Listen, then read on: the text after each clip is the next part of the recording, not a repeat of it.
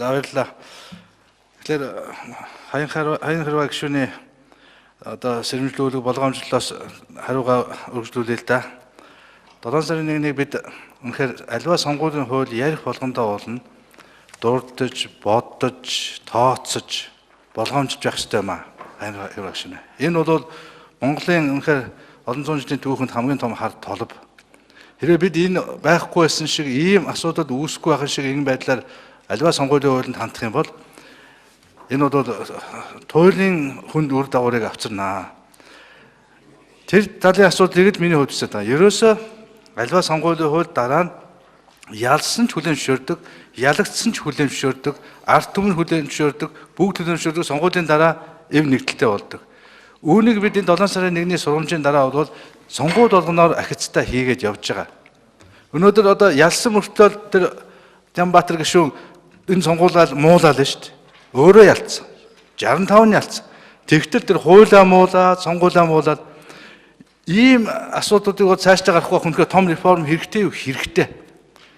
Гэхдээ яг одоо энэ ганцхан энэ ерөнхийлөгчийн сонгуулийн хуулийг энэ бол хамгийн амархан сонгуул шүү дээ. Их хурл одоо орон нутгийг бодох юм бол ердөө үндсэн хуулиар энэ дотор байгаа цөөхөн хэдэн нам дэвшүүлээд халз үзэл ард түмэн ирээд ганцхан саналаа өгөн тэрийг тоолохж ядах юм байхгүй.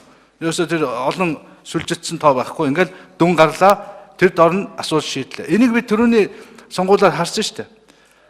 Сүүлийн ерөнхийлөгчийн сонгуулиар 2000 саналаар эхний шатандаа шийдэгдсэн. 2000 саналаар. Сая гаруй хүн санал өгсөн. Гайхамшиг байгаа биз? Энийг бүгд битгий гайхсан. Үнэхээр бүгд талбайдаа зуглаа шинэ ерөнхийлөгчөө одоо дахин сонгогдсон ингээ бүгдээр хүлээж аваад зүгээр ард түмний баяр болгоо хийсэн. Энэ бол монголчууд бидний бол үнэхээр гайхамшиг байсан юм байна. Энийг л давтчмаар байна. Үнэхээр хэн сонгогдох нь одоо энэ удаа бол бүгд тэгш ирэхнээс одоо дахин сонгогдох асуудал байхгүй учраас их сонирхолтой сайхан сонгуул болно. Тэрийн змөөрөө болгож ил яах юм бэ юм хар үлдээж тийм ээ.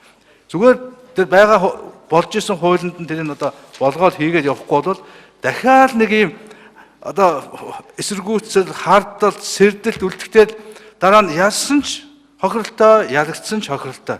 Хамгийн гол нь ард түмэн хохирдог ийм рүү орох гээд байна. Тэгээ үндсэн хуулийг бүгд буруу тайлбарладаг. Буруу тайлбарж ингэж би хэлмээр байна. Явж явж бид нар ингээд үндсэн хуулийн зэвстэй дараа нь очиод яг үнэн гараад ирдэг.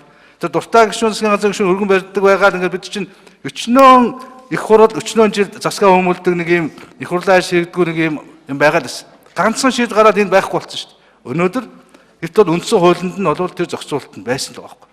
Одоо үндсэн хуулинд юу үнэн гэхлээр энд бол намууд дэвшүүлнэ. Парламентод байгаа намууд дэвшүүлнэ. Энэ нэг дүн.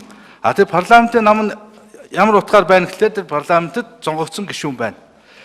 Энэ үннээр хүлээн зөвшөөрөхгүй бол дахиад эн чинь дуусахгүй юм бол бид альва нэг парламентын гишүүний бүрэн ирэхэд одоо сүүлд нь яхад чи нам дамжиж болохгүй, чи бүрэн ирэхээсээ татгалзаж болохгүй гэх ерөөсө нөгөө парламентын гишүүн байх тэр ард түмнөөс авч байгаа тэр мандатынхаа ёстой жинхэнэ үндсэн хуулийн угтхууныг өнөөдөр бид арчиж явах гэж шүү дээ. Зүгээр завсрын хуулийн нэр товёоны тайлбараар энэ бол маш аюултай.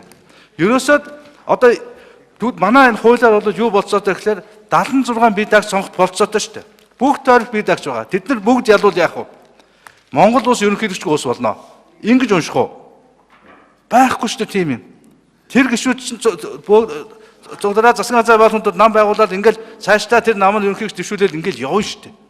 Тийм учраас битгий ганц жавхлан гишүүнийг тэрний ард байгаа тэр олон сонгогчдыг дэмждэг тэр олон мянган хүнийг битгий гомдоо. Зүгээр энийг тэр болцоог нь олгочих. Битгий баасангүй гишүүний гомдоо. Энд чинь үнэхээр их хурлд сонгогдсон нам байна тийм ээ. Энэ бүгдийг ингээд зөвшөөрчгөө. Нэг иймэрхүү асуудлууд үндсэн хуулиар нам гэж байгаа. Тийм учраас баасангүй гишүүнийг хасах болцоо байхгүй. Тийм учраас Нямдарч гишүүн одоо сая илчилчтэй шүү дээ. Энэ хараа 73 хуудас 106 зүйлтэй ийм том хууль байхгүй юу? Тэгт Нямдарч гишүүн би одоо уншаа сууж байгаа те. Боломжийн хууль байна гэдэг ингээ гаргах гэж байгаа байхгүй юу? Биш болж ийн өнөхтөө. Агтод огт уншаагүй хэдэн хүн байгаа бол тэгж уншиж амждаггүй. Нямдарч гишүүн чинь бүр орондоо хууль засч чаддаг өнөхөө чадвартай хүн. Бид болохоор дэрэг чинь бол тийм чадвар байхгүй. Энд чинь бас нэг унших, судлах одоо шинэ одоо өнөөдөр бидний яриад байгаа энэ хуулийн тухай хуулиас чинь угаасаа ард түмнээс асуух зөндөө юмуд биш тийм мэрэгжлийн хэлцүүлэх их энэ бүгдийг хийя дэмжихгүй байна. Өөрчлөё.